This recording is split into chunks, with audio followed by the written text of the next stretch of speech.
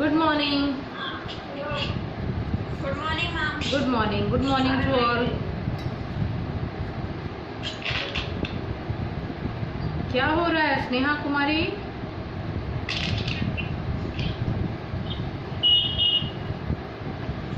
Good morning, ma'am. Good morning. कल test paper आप लोगों ने दिया? Yes, ma'am. कैसा था क्वेश्चन पेपर? अच्छे से सब कर लिया ना? अच्छे से लिखा ना आप लोगों ने? Okay.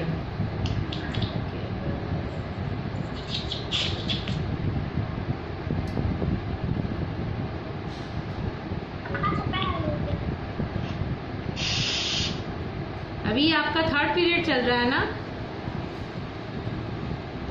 Yes, ma'am. 2 periods are left.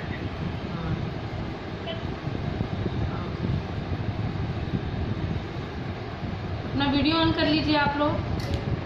बार बार एक ही बात क्यों बोलनी पड़ती है? वीडियो ऑन कीजिए।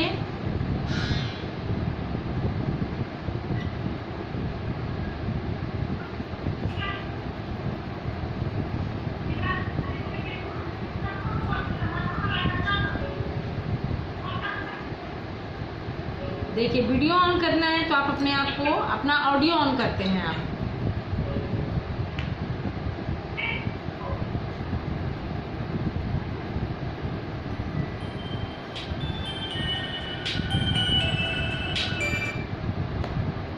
हेलो, हाँ, गुड मॉर्निंग। क्या हुआ? अच्छा, एक minute.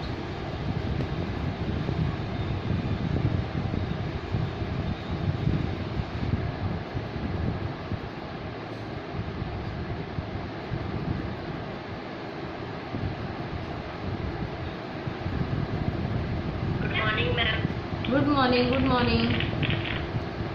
Good morning, ma'am. Good morning. Good morning, ma'am. Good morning. Good morning.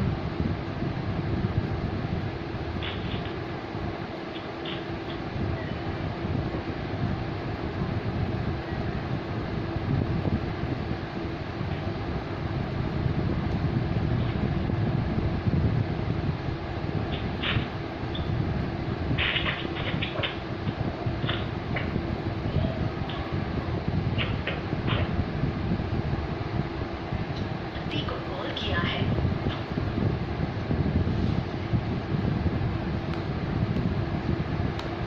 हाँ, 758566। ये पासकोड है ना बेटा? आईडी ये नहीं, ये पासकोड है आप लोग का। आईडी तो उसमें दिया हुआ होगा, आप देखिए आईडी उसमें है। हाँ, चलिए स्टार्ट करते हैं क्लास।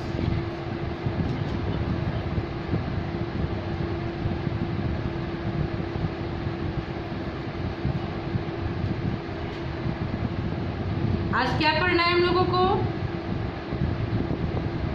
Ma'am, ज्ञान सागर की पाठ हाँ, ज्ञान सागर पाठ 8। ज्ञान सागर पाठ 8।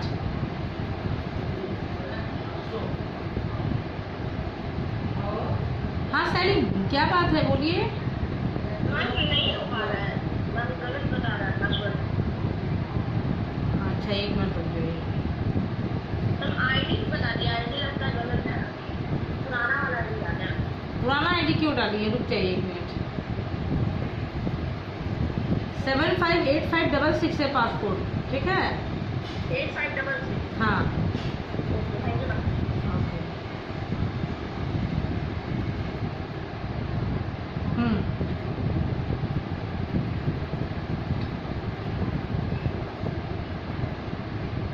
अभी हम लोग पाठ 8 पढ़ेंगे, एवरेस्ट की चुनौती।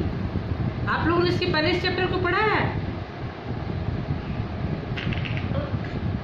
Yes, ma'am. मेरी आवाज नहीं आ रही आप तक?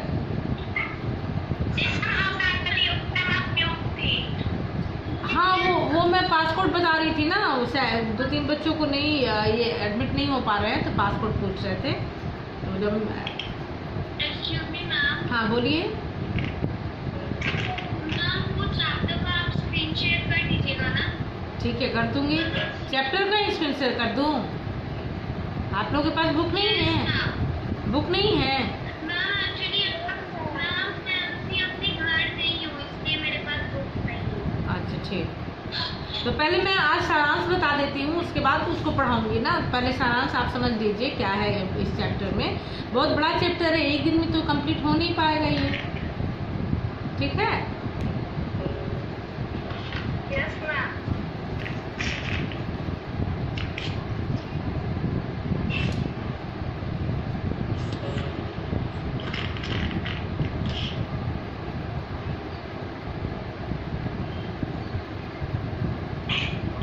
सैली एडमिट नहीं हो पा रही है, बहुत परेशान है। उसको तो मैंने पासपोर्ट भी दे दिया है।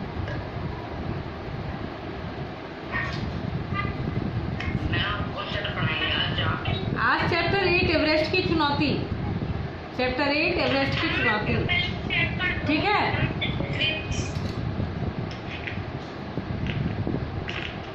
अभी सभी अपने आप को म्यूट कीजिए, सारे बच्चे। मैं पहले समझा लेती हूँ, मैं सारांश बता देती हूँ, फिर आप लोग से रीडिंग करवाऊंगी। हाँ बोलिए अनुष्का। सारे बच्चे ज्वाइन कर लेंगे। क्या करूँ? ग्रुप पे लिंक शेयर कर दो। कर दीजिए, मैंने तो किया है, कर दीजिए, आप भी कर दीजिए।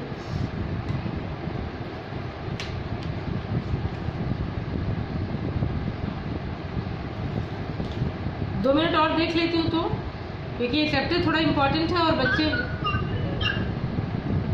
मैंने शेड्यूल में भेजा था, अभिज्ञा शेड्यूल बनाया था तो भेजा था कि कौन सा चैप्टर होगा। और 2-3 बार मैं अभी तक मैं 2-3 बार कह चुकी हूँ। पाठ 8 एवरेस्ट की चुनौती, ठीक है? निकालिए चैप्टर को। पाठ 8 एवरेस्ट की चुनौती।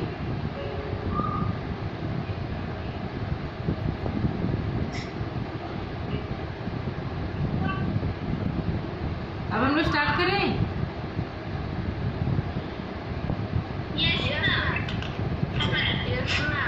ओके, अब बच्चे आते जाएंगे, वो एडमिट होते जाएंगे।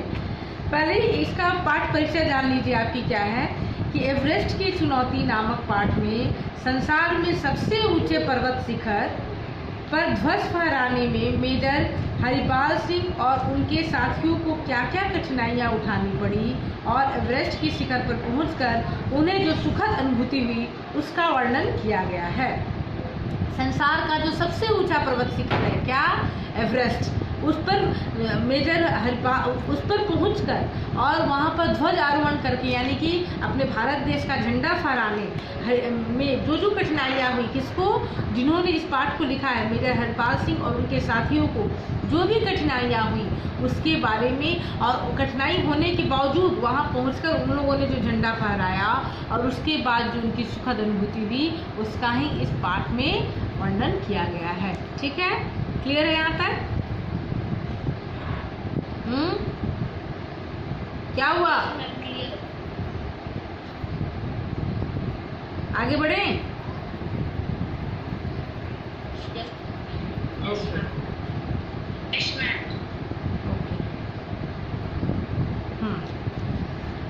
अब मैं पाठ का सारांश थोड़ा बता देती हूँ, उसके बाद फिर आप लोगों से पढ़वाऊंगी। एवरेस्ट दुनिया का सबसे ऊंचा शिखर है जो समुद्र तल से 8,848 मीटर ऊंचा है। समुद्र की गहराई जो है, जो समुद्र का तल है, उससे एवरेस्ट पर्वत शिखर कितना ऊंचा है? 8,848 मीटर। इसे चोमोलुंगुम्बा समरगाथा नामों से भी जाना जाता है। नेपाल में इसे क्या कहते हैं? चोमोलुंगुम्बा और समरगाथा के नाम से भी इस एवरेस्ट को जानते हैं। ठीक है, एवरेस्ट का सर्वप्रथम 1921 में एवरेस्ट पर सर्वप्रथम 1921 में ब्रिटिश पर्वत आरोहियों से ने चढ़ने का प्रयास किया। जो ब्रिटिश के पर्वत आरोही थे उन लोगों ने चढ़ने का प्रयास किया। इस दल को दक्षिण तिब्बत में अनेक कठिनाइयों का सामना करना पड़ा। यह दल लगभग 3 महीने की यात्रा के बाद वापस आ गया। 3 महीने ये लोग यात्रा करते रहे, लेकिन उनको कामयाबी नहीं मिली और ये वापस चले आए। इसके अगले वर्ष ब्रिटिश दल ने चढ़ाई शुरू की, किंतु 8,321 मीटर ऊपर जाने के बाद उसे वापस आना पड़ा। ब्रिटिश दल ने भी चढ़ाई शुरू की और वे कहाँ तक पहुँचे? 8,321 तक। 1953 में शेरपा तेज सिंह और न्यूजीलैंड के एडमंड हिलरी ने शिखर छूने में सफलता पाई। देखिए 1953 में शेरपा तेज सिंह और न्यूजीलैंड के जो एडमंड हिलरी थे, आपके किताब में एडमंड हिलरी का पिक्चर भी दी गई होगी, आप देखिए उनको। हाँ, हिलरी ने शिखर को छूने में सफलता पा ली, यानी ये लोग शिखर तक पहुंच गए। कौन? शेरपा तेज सिंह और न्यूजीलैंड के एडमंड हिलरी। ठीक है,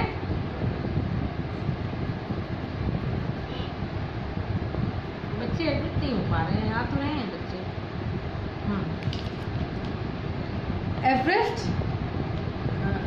एवरेस्ट विजय अभियान पर 26 मई 1965 को सवेरे बहुगुणा रावत और बीपी सिंह के साथ मेजर अहलुवालिया ने आधार शिविर में प्रस्थान किया।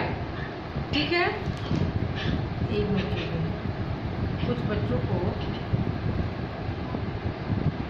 मैं स्क्रीन शेयर कर देती हूँ।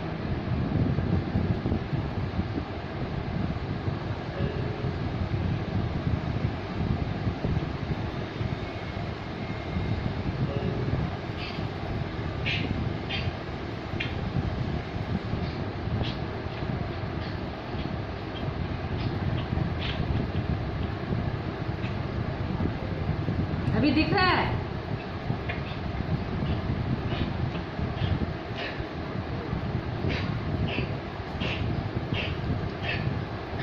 आप लोगों को लैपटॉप या मोबाइल हैंडल करने नहीं आता है, इसलिए मैं स्क्रीन शेयर नहीं कर पाऊंगी, सॉरी। मैं इससे समझा देती हूँ। आप लोग हैंडल नहीं कर पाते हैं, इस पर लिखना शुरू कर देते हैं। आधार शिविर से प्रस्थान किया। ये लोग 4 बजे कैंप पर पहुंचे।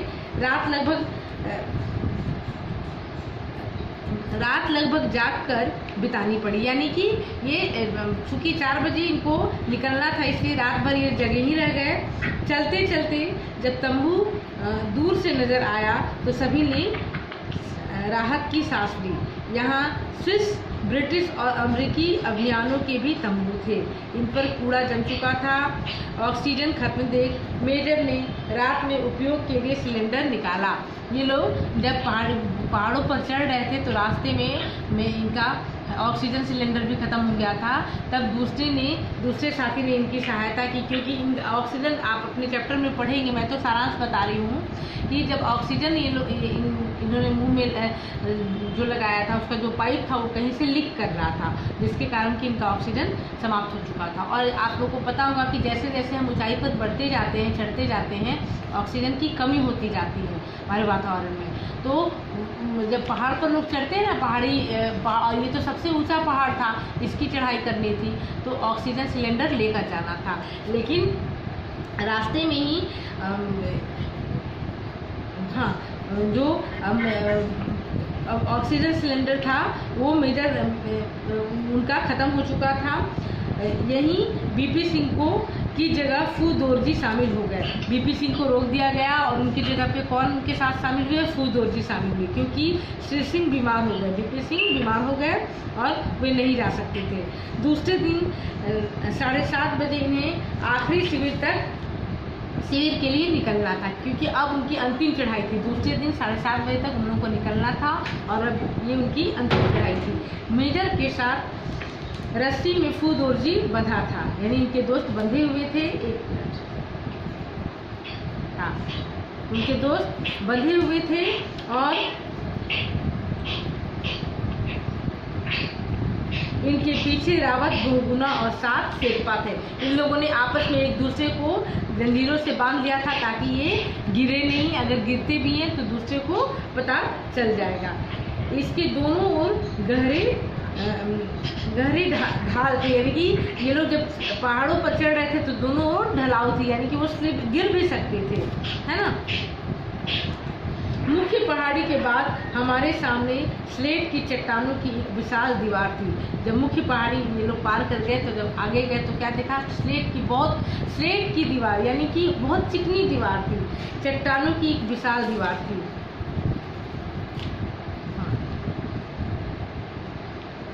स्लेट कितना चिकना होता है, वैसी एक सामने दीवार खड़ी थी। इसमें फिसलते ही कोई व्यक्ति 5000 मीटर नीचे तिब्बत में गिर सकता था। अगर उस पर ये लोग चढ़ रहे थे, अगर कोई भी उस पर से फिसल जाता, देखिए ये लोग पहाड़ों पर कोई भी जब चढ़ता है पहाड़ी पर तो साथ में कील और रस्सी तो लेकर जाता है ना, और कील से वो पहाड़ पर उसको ऐसे कील मारता जाता है और उससे वो लोग आगे बढ़ते जाते हैं। और पहाड़ों पर वो जो पत्थर होते हैं वो खुरदुरे होते हैं, उस पर आप पैरों को रख सकते हैं, जगह बना कर रखा जाता है। लेकिन जब ये लोग जब चढ़े और रास्ते में जो पहाड़ की जो दीवार थी वो कैसी मिली इन लोगों को, स्लेट की दीवार मिली। और स्लेट कैसी होती है, आप लोगों को ध्यान है, कभी स्लेट पर दिखा है आप लोगों ने बचपन में? कैसा होता है स्लेट? बिल्कुल चिकना, सॉफ्ट, चिकना, पत्थर का वो होता है लेकिन बिल्कुल चिकना होता है। तो वैसी दीवार इन लोगों को रास्ते में मिल गई, और अगर उस पर से इनका पैर फिसलता तो सीधे ये 5000 नीचे तिब्बत में जा गिरते। ठीक है। काली चट्टानों की चढ़ाई खत्म होते ही येलो बैंड क्षेत्र में प्रवेश करना था, यानी हर जगह कितना एरिया बंधा हुआ था कि किस एरिया से कौन सी जगह डेंजरस है वो सब वहाँ ऊपर लिखा हुआ था। तो जब इन लोगों ने उस दीवार को पार किया तो येलो बैंड वाली दीवार इनको मिली।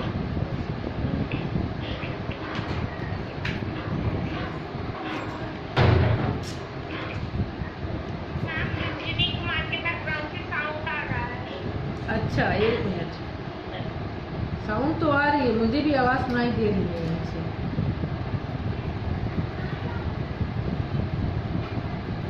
शशांक सुमन और तन्मय भारद्वाज, आप लोग अपने आप को म्यूट कीजिए। शशांक म्यूट कीजिए।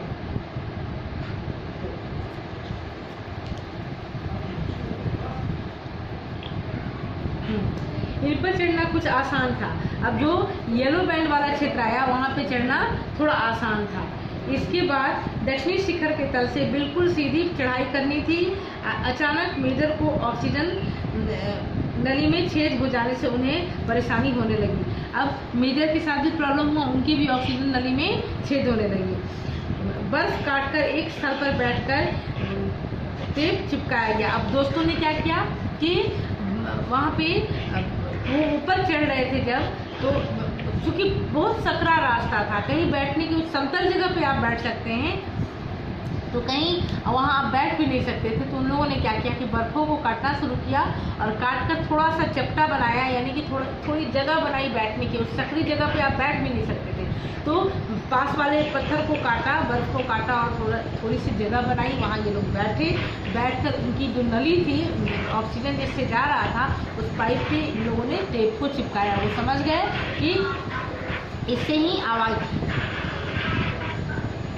अंजनी कुमार, अंजनी, रोशन कुमार, अब मैं आप लोग को रूचि कर देती हूँ।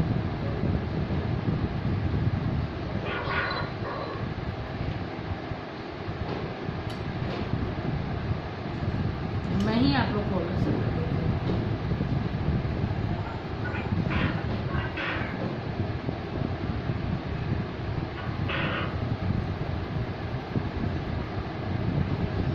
अंजनी, आपकी लैपटॉप में कोई परेशानी है?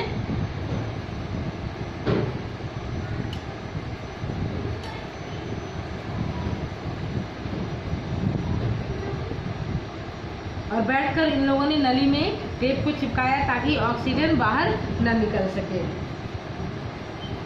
इसी बीच रावत के बीमार होने से आगे की चढ़ाई उन्हें एक रस्सी में 3 लोगों के साथ करनी पड़ी। अब उनके दोस्त एक और थे रावत, वो भी बीमार, बहुत ऊंची जगह थी ना, तो रावत भी बीमार हो गए। अब इन लोगों को एक रस्सी में पहले 4 लोग थे, अब 3 लोगों को चढ़ाई करनी पड़ी।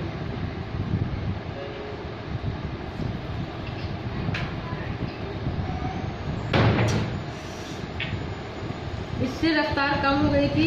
यहाँ से सफलतापूर्वक चलकर वे एक सकरी गली इंडियाज डेन में पहुंचकर बहुत खुश हुए। अब वो कहाँ पहुँचे? इंडियाज डेन में। सकरी गली इंडियाज डेन में पहुंचकर बहुत ज़्यादा खुश हुए।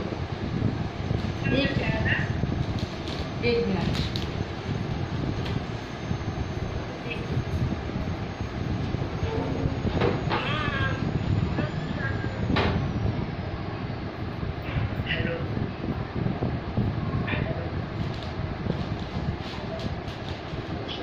हाँ, ठीक है। आगे मार्ग की सबसे बड़ी बाधा के रूप में क्या थी? हिलेरी की चिमनी। अब यहाँ तक तो ये लोग पहुँच गए, इंडियाज डेन तक पहुँच गए। अब सबसे बड़ी बाधा क्या थी? हिलेरी की चिमनी। अगर उसको पार कर जाते तो ये, हाँ बोलिए।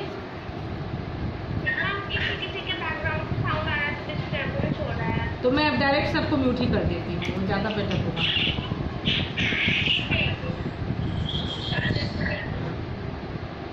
ठीक है, अभी सही है। अब आप लोग पढ़िए। हाँ, सबसे बड़ी चुनौती क्या थी? हिलेरी की चिमनी को पार करना। रास्ता अत्यंत सकरा था। वे लोग चट्टानों के हिस्से पर चट्टानी हिस्सों पर चलकर हिलेरी की चिमनी के ठीक नीचे पहुंच गए। अब ये लोग चट्टानी हिस्से ये पर जो चट्टान का हिस्सा था उस पर चलकर और वो लोग हिलेरी की चिमनी के नीचे पहुंचे।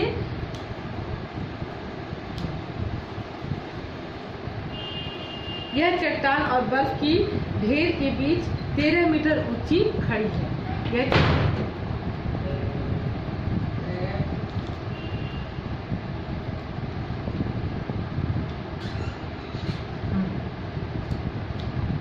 आवाज आ रही है? ओके।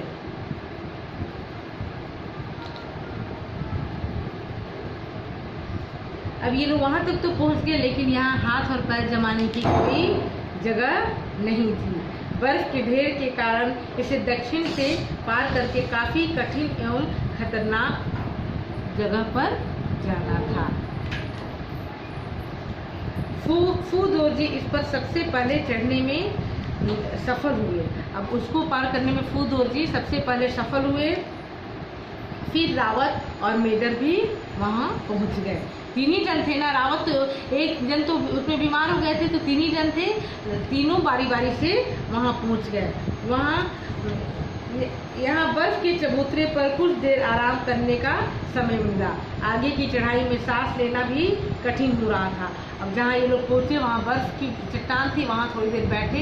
आगे चढ़ना बहुत मुश्किल था, लेकिन फिर भी इन लोगों ने हिम्मत नहीं हारी थी। ये आगे बढ़ते जा रहे थे। चलते चलते अंत सामने आ गया, यानी कि अब इन्हें लगा कि अब ये लोग पहुँच जाएंगे। आगे हमसे थोड़ा ही ऊपर सफ़ेद घुमावदार मेहराब की एवरेस्ट का शिखर दिखा। अब इनको जैसे ही थोड़ा आगे बढ़े, इनको क्या देखा? आगे जो एवरेस्ट की मेहराब थी, जो कौन था उसका, वो इनको दिख गया। इनकी खुशी का ठिकाना न था। हमारे चेहरे से हमारी खुशी हमारे चेहरे से झलक रही थी। पिछले दल द्वारा गाढ़ा तिरंगा अब भी लहरा रहा था। देखिए, जब भी कोई वहाँ जाता था ना, जब वो लौट कर आते थे, वहाँ तिरंगा गाड़ देते थे, ताकि उनकी पहचान वहाँ हो कि वहाँ कोई अगला जो जा रहा है उसको पता चले कि यहाँ कौन कब आया था। तो वो झंडा उनको वहाँ गड़ा हुआ दिख रहा था। अन्य दलों की निशानियाँ भी वहीं पर थी। जो और दल गए थे उनकी भी निशानियाँ वहाँ दिख रही थी। दल ने उत्तर में तिब्बत के पठार और दक्षिण में भारत के मैदान पर नजर डाली। जब ये ग्रुप वहाँ पहुँचा तो क्या देखा कि उत्तर में तिब्बत और दक्षिण में तिब्बत के पठार है और दक्षिण में भारत के मैदान है।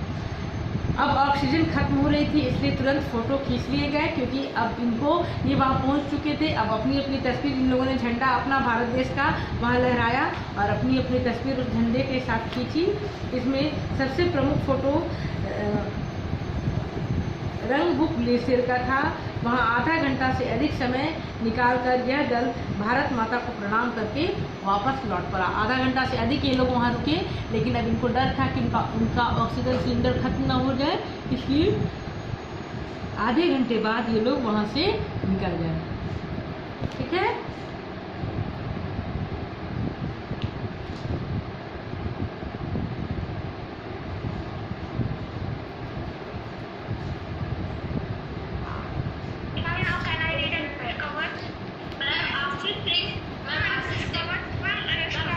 अब ऐसे करेंगे तो कैसे, ऐसे करेंगे तो कैसे होगा? हाँ, आशीष सिंह पढ़िए। नहीं, आशीष सिंह, एक मिनट मैं सबका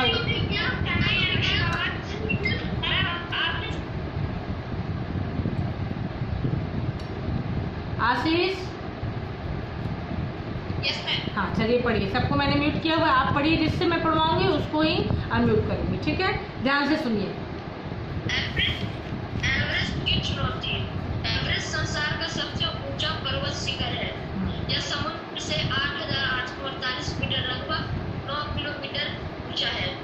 इसके उत्तर में तिब्बत तथा दक्षिण में नेपाल। तिब्बत उसे चोमोलुंगमा अर्थात संसार की माता और नेपाली सागर माता। हाँ, तिब्बती उसे क्या कहते हैं? चोमोलुंगमा, और नेपाली उसे समगाथा के नाम से जानते हैं। ठीक है, आगे। नेपाली भाषा सागर का अर्थ बर्फ होता है। 1849 एक सर्वेक्षण दल को पहली बार ये पता चला कि संसार का सर्वोच्च पर्वत शिखर है। इस समय शिखर 15 नाम दिया गया था। बाद में उसे एवरेस्ट कहा जाने लगा। उसे यह नाम भारतीय वन विभाग के प्रमुख सर जॉर्ज एवरेस्ट के सम्मान में प्रदान किया गया। सबसे पहले 1921 में ब्रिटिश पर्वतारोही के एक दल ने उसे शिखर पर चढ़ने का प्रयास किया, परंतु दक्षिण तिब्बत उन्हें अनेक कठिनाइयों का सामना करना पड़ा। 3 महीने तक संसार में इस अज्ञात विभाग की यात्रा करने के बाद वे इंग्लैंड वापस लौट गए। इसके दूसरे साल एवरेस्ट की चढ़ाई करने के लिए एक ब्रिटिश दल ने प्रयास किया, पर वो भी 8,321 मीटर की ऊंचाई तक ही पहुंच सका। इसके बाद तो अनेक दल ने शिखर पर चढ़ने का प्रयत्न किया, किंतु सर्वप्रथम 1953 में सिर्फ देन सिंह और न्यूजीलैंड के एडमंड हिलरी को शिखर छूने में सफलता मिली। इस शिखर को छूने के लिए 26 मई 1965 सवेरे उपकरण रावत एवं यूपी सिंह और मैं अगले आधार शिविर से शिखर के लिए चले। वहीं पुन और रावत। हाँ, आशीष सिंह स्टॉप। आशीष सिंह स्टॉप। आदित्य रंजन सबंती। Aditya Ranjan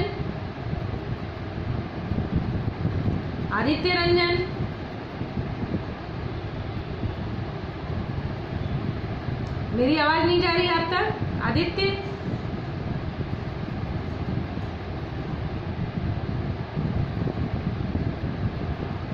Saumya Shreya 7th F।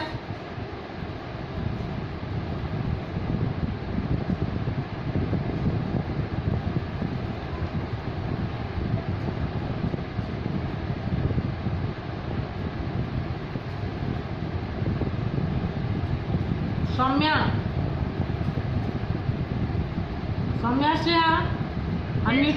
हाँ, अनम्यूट कीजिए अपने आप को। चलिए पढ़िए। आपका वीडियो नहीं दिख रहा है सौम्या?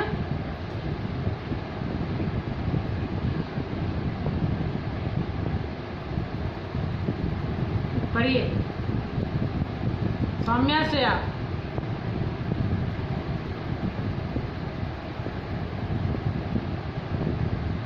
ओके, साक्षी कुमारी 7th F।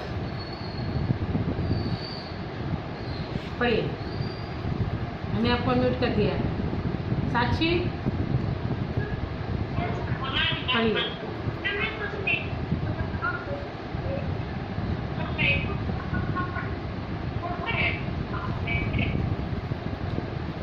स्वीटी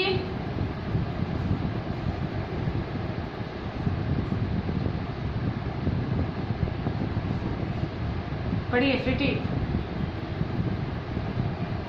आवाज़ आपकी नहीं आ रही। मैं हाँ पढ़िए। बगुल्लो और रावत एक रस्ते में पढ़ते थे। सिंह और मैं दूसरे रस्ते में। हमारे साथ सहायता के लिए 12 शेरपा थे। जब हम कैंप 4 पर पहुंचे, सूरज डूब रहा था।